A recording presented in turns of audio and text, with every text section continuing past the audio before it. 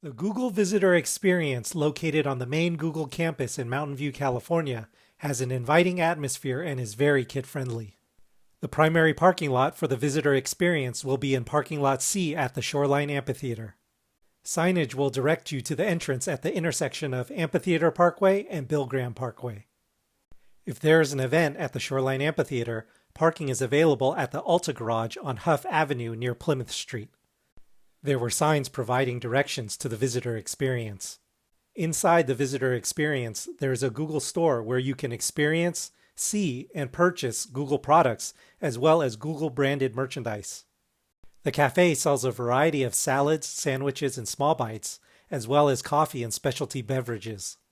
There is both indoor and outdoor seating available.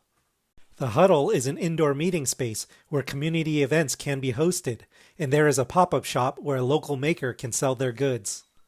Outside, visitors can ride a Google bike around campus or in the park across the street. The park has a nice water feature and is a great place for kids to run around on the grass. One of the art installations is also in the park. The remainder of the art pieces are located on the patio of the Visitor Experience, and they were quite impressive. My two favorite pieces were this one that seemed to disappear when walking by, and the bear made with pennies.